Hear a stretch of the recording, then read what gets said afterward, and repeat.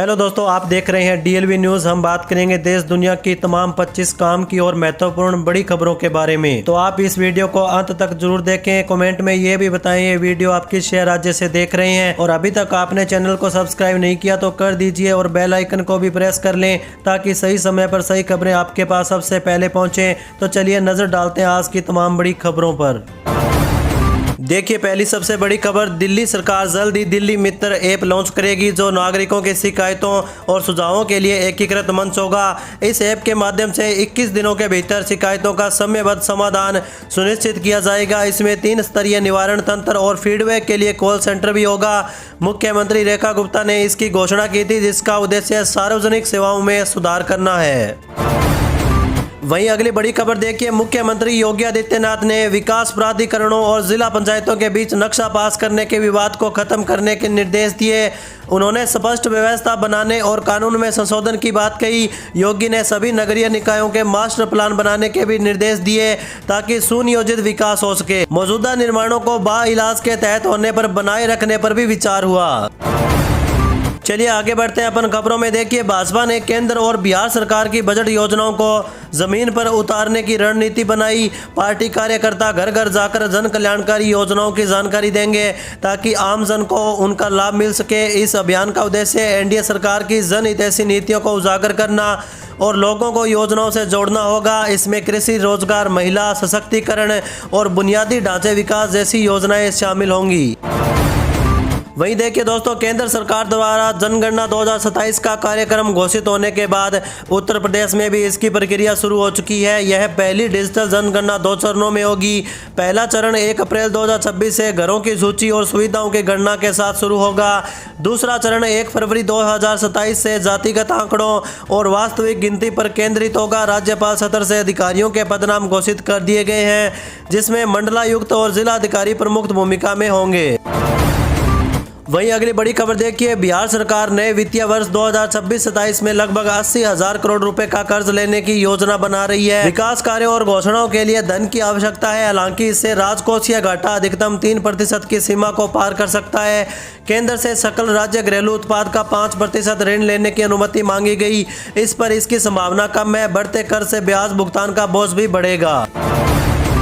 इसी के साथ आगे बढ़ते हैं अपन खबरों में। देखिए, केंद्र सरकार के आगामी आम बजट से उत्तर प्रदेश को केंद्रीय करों, योजनाओं और ऋणों से लगभग 4.30 लाख करोड़ रुपए की मिलने की उम्मीद है। इस धनराशि से राज्य सरकार अपने बजट का आकार निर्धारित करेगी और विकास योजनाओं की दिशा तय करेगी, जिससे प्रदेश को $1 ट्रिलियन की अर्थव्यवस्था बनाने में मदद मिलेगी। चालू वित्तीय वर्ष की तुलना में यह लगभग 37,000 करोड़ रुपए अधिक है। वहीं देखिए दोस्तों, राजस्थान सामाजिक सुरक्षा पेंशन के 91,70,000 लाभार्थियों का इंतजार जल्द ही खत्म होने जा रहा है। प्रदेश सरकार ने दिसंबर 2025 की रुकी हुई पेंशन को लेकर जरूरी अपडेट दिया। राजस्थान के सामाजिक न्याय और अधिकारिता मंत्री अविनाश गहलोत ने जानकारी दी है कि दिसंबर की पेंशन राशि के लिए 1105 करोड़ रुपए के बिल ईसीएस किए जाने के लिए कोषालय में भेजे जा चुके हैं। यह पैसा जल्द ही पेंशन लाभार्थियों के खाते में आएगा।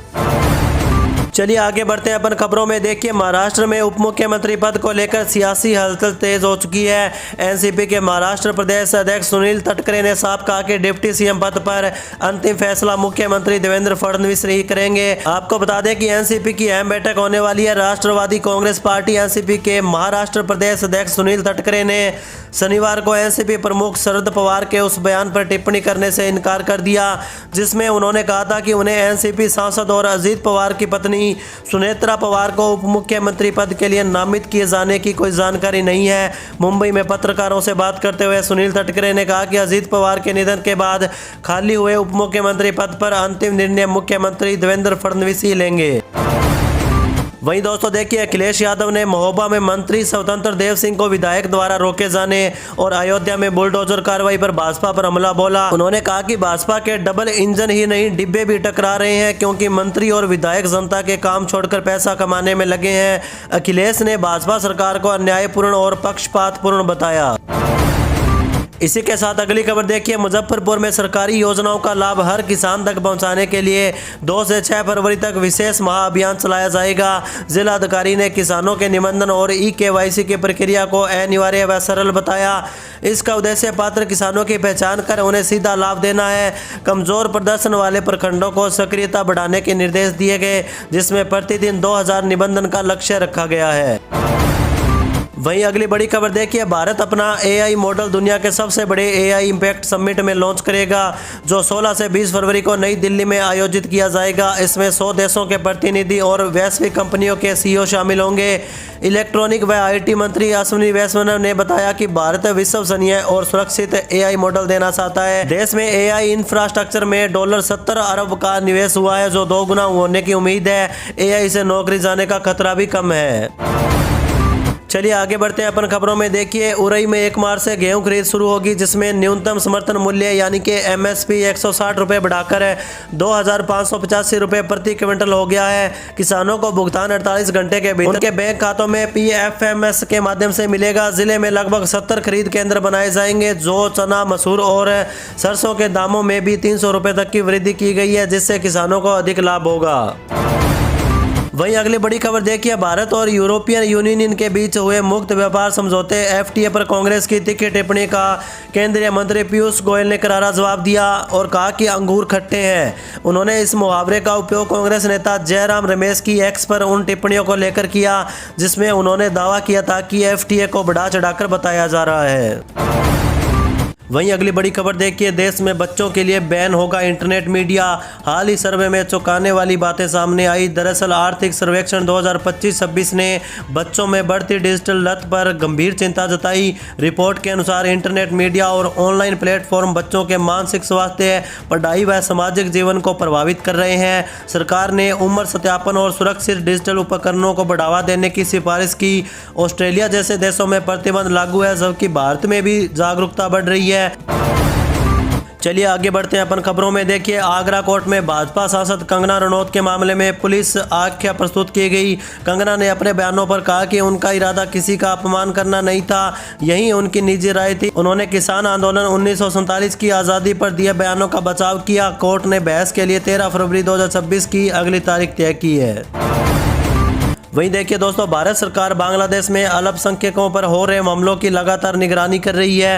राज्यसभा में विदेश मंत्रालय के राज्य मंत्री कीर्ति वर्धन सिंह ने बताया कि भारत ने इस मुद्दे को ढाका के अधिकारियों के साथ कई बार उठाया। भारत की अपेक्षा है कि बांग्लादेश की अंतरिम सरकार इन घटनाओं की गंभीरता से जांच करे और दोषियों को न्याय के कटघरे में लाए। प्रधानमंत्री और विदेश मंत्री ने भी इस विषय पर चिंता व्यक्त की। इसी के साथ अगली बड़ी खबर देखिए, ट्रांस यमुना क्षेत्र के विकास को गति देने के लिए बोर्ड की पहली बैठक में 728 करोड़ रुपए की परियोजनाओं को मंजूरी मिली। मुख्यमंत्री रेखा गुप्ता की अध्यक्षता में हुई बैठकों में सड़कों, ड्रेनेज और जल भराव जैसी समस्याओं के समाधान पर जोर दिया गया। मानसून से पहले इन मुद्दों को प्राथमिकता से हल करने के निर्देश दिए गए, ताकि लोगों को बेहतर बुनियादी सुविधाएं मिल सके। वहीं अगली बड़ी खबर देखिए, उप मुख्यमंत्री सम्राट चौधरी ने बाल श्रम को अभिशाप बताते हुए बिहार को अगले 5 वर्षों में बाल श्रम मुक्त बनाने का लक्ष्य रखा। उन्होंने कहा कि सरकार गरीब बच्चों को मजदूरी से निकालकर शिक्षा से जोड़ेगी। पटना में आयोजित एक कार्यशाला में विभिन्न विभागों और संगठनों ने बाल श्रम रोकथाम, उन्मूलन और पुनर्वास पर चर्चा की। पुलिस को बाल श्रम कराने वालों पर सख्त कार्रवाई करने का निर्देश दिया, ताकि हर बच्चा स्कूल जा सके। चलिए आगे बढ़ते हैं अपन खबरों में। देखिए, कानपुर में 2027 की जनगणना की तैयारियां शुरू हो चुकी है। यह पहली बार पूरी तरह डिजिटल होगी, जिसमें नागरिक स्वयं अपनी जानकारी भर सकेंगे। पहला चरण 22 मई से 20 जून तक भवनों की गणना के लिए चलेगा, जबकि दूसरा चरण फरवरी 2027 में जनसंख्या आंकड़े जुटाएगा। इस जनगणना में 33 बिंदुओं पर जानकारी मांगी जाएगी और 13,000 निवासी कार्मिक तैनात किए गए हैं। यह देश की 16वीं और स्वतंत्रता के बाद 8वीं जनगणना होगी। वहीं अगली बड़ी खबर देखिए, संसद में पेश आर्थिक सर्वेक्षण 2025-26 रिपोर्ट के अनुसार हिमाचल प्रदेश को GST राजस्व में भारी कमी का सामना करना पड़ रहा है, जिससे राज्य की आर्थिक चिंताएं बढ़ चुकी है। मौजूदा वित्त वर्ष में GST से प्राप्त राशि में उल्लेखनीय गिरावट दर्ज की गई। रिपोर्ट में राज्य घरेलू उत्पाद की वृद्धि दर में भी कमी बताई गई है। हालांकि प्रति व्यक्ति आय बढ़ी। मुख्यमंत्री सुखविंदर सिंह सुक्खू ने इस मुद्दे पर केंद्र से राहत मांगी। इसी के साथ अगली बड़ी खबर देखिए, योगी सरकार ने पूर्वी पाकिस्तान से विस्थापित 99 हिंदू बंगाली परिवारों को कानपुर देहात में बसाने का फैसला किया। यह परिवार मेरठ की मवाना तहसील में झील की भूमि पर अवैध रूप से रह रहे थे। कैबिनेट ने प्रस्ताव को मंजूरी दे दी है, जिसके तहत उन्हें रसूलाबाद तहसील के बेसाया और ताजपुर तरसोली गाँव में 0.50 एकड़ भूमि 30 वर्ष से पट्टे पर आवंटित की जाएगी। चलिए आगे बढ़ते हैं अपन खबरों में। देखिए, दिल्ली की राउज एवेन्यू कोर्ट ने कांग्रेस अध्यक्ष मल्लिकार्जुन खड़गे को नोटिस जारी किया। यह नोटिस उनके खिलाफ दर्ज शिकायत खारिज करने के आदेश को चुनौती देने वाली पुनरीक्षण याचिका पर दिया गया। विशेष न्यायाधीश जितेंद्र सिंह ने दिल्ली पुलिस और खड़गे को यह नोटिस जारी किया, जिसमें जवाब मांगा गया है। मामले की अगली सुनवाई 27 फरवरी को होगी और कोर्ट ने ट्रायल कोर्ट का रिकॉर्ड भी तलब किया। वहीं अगली खबर देखिए, गोरखपुर के बेलघाट में एक नाबालिग लड़की का अपहरण कर दुष्कर्म किया गया। मां की शिकायत पर पुलिस ने देर रात किशोरी को बरामद कर आरोपी आरिज और उसके दोस्त एजाज को हिरासत में ले लिया। मां ने बताया कि उसने अपनी बेटी को आरिज के साथ जबरदस्ती करते देखा, जबकि एजाज रखवाली कर रहा था। पुलिस ने मामला दर्ज कर लिया और आगे की कार्रवाई कर रही है, हालांकि मेडिकल होना अभी बाकी है। चलिए आगे बढ़ते हैं अपन खबरों में। देखिए, बिहार का आगामी 2026-27 बजट 3.80 लाख करोड़ रुपए का होने का अनुमान है, जो पिछले बजट से 19% अधिक होगा। यह विकास, रोजगार सृजन और प्रति व्यक्ति आय बढ़ाने पर केंद्रित किया जाएगा, जिसका आधार 7 निश्चय 3 है। सरकार का लक्ष्य अगले 5 वर्षों में 1 करोड़ नौकरी और 2030 तक प्रति व्यक्ति आय 2 गुनी करना होगा। राजस्व जुटाना एक बड़ी चुनौती बनी हुई है। वहीं दोस्तों देखिए, मुख्यमंत्री नीतीश कुमार की अध्यक्षता में बिहार कैबिनेट ने बक्सर के डूमरा में भारत रत्न उस्ताद बिस्मिल्लाह खान संगीत महाविद्यालय के निर्माण के लिए 87.81 करोड़ रुपए की प्रशासनिक स्वीकृति दी। यह परियोजना पहले स्वीकृति 14 करोड़ की योजना को रद्द कर लाई गई है, ताकि व्यापक विकास हो सके। चलिए आगे बढ़ते हैं अपन खबरों में। देखिए, अमेरिका ने अपने नागरिकों को पाकिस्तान की यात्रा न करने की सलाह दी। विदेश विभाग ने आतंकवाद, अपहरण और संभावित सशस्त्र संघर्ष के खतरों का हवाला देते हुए पाकिस्तान को लेवल 3 श्रेणी में रखा। बलूचिस्तान और खैबर पख्तूनख्वा के लिए लेवल 4 की चेतावनी जारी की गई है। यह सलाह पाकिस्तान के सैन्य प्रमुख आसिम मुनीर के अमेरिकी दौरे के बाद सामने आई, जो दोनों देशों के बीच बढ़ती नजदीकी के बावजूद सुरक्षा चिंताओं को उजागर करती है। वहीं अगली बड़ी खबर देखिए, दिल्ली भाजपा ने वोटर लिस्ट के लिए स्पेशल इंटेंसिव रिवीजन SIR की तैयारी शुरू कर दी है। हालांकि इसकी घोषणा अभी नहीं हुई है। पार्टी बूथ लेवल एजेंट नियुक्त कर रही है और उन्हें सक्रिय कर रही है। हाल ही में हुई कोर ग्रुप मीटिंग में SIR की तैयारियों के साथ साथ केंद्रीय बजट और दिल्ली सरकार की उपलब्धियों को बढ़ावा देने पर भी चर्चा हुई। इसी के साथ आगे बढ़ते हैं अपन खबरों में। देखिए, आर्थिक सर्वेक्षण ने रोजगार वृद्धि में सुधारों पर जोर दिया। रिपोर्ट के अनुसार कुशल कार्यबल में 12% वृद्धि से 2030 तक श्रम प्रधान क्षेत्रों में रोजगार 13% बढ़ सकता है। व्यावसायिक प्रशिक्षण में सुधार दिखा, पर औपचारिक प्रशिक्षण की कमी चिंता का विषय है। विशेषज्ञों ने ITI डिप्लोमा को स्नातक डिग्री में बदलने और स्कूली शिक्षा में कौशल पाठ्यक्रम बढ़ाने का सुझाव दिया। भारत को जनसांख्यिकी लाभांश 2030 तक चरम पर होगा, लेकिन जनसंख्या वृद्धि होने की चुनौती भी है। चलिए अगली खबर देखिए, सुप्रीम कोर्ट ने विश्वविद्यालय अनुदान आयोग यानी UGC के नियमों और कैंपस में बढ़ते भेदभाव को लेकर बेहद सख्त टिप्पणी की है। मुख्य न्यायाधीश जस्टिस सूर्यकांत और जस्टिस जय माल्या बागची की पीठ ने सुनवाई के दौरान समाज में बढ़ती वर्गीय खाई और पहचान आधारित राजनीति पर गंभीर सवाल उठाए। शीर्ष ने अदालत से कहा कि UGC के नए नियम अस्पष्ट है और इसके दुरुपयोग का खतरा है। सुप्रीम कोर्ट ने केंद्र और UGC को नोटिस जारी किया, नियमों का ड्राफ्ट फिर से तैयार करने का निर्देश दिया। फैसला आते ही सवर्ण समाज के लोग खुशी से झूम उठे, कहीं गुलाल उड़ने लगा, कहीं मिठाई बांटकर खुशियां मनाई गई। कोर्ट ने यह फैसला उन याचिकाओं पर सुनवाई करते हुए दिया जिनमें आरोप है कि नए नियम सवर्णों के साथ भेदभाव करते हैं।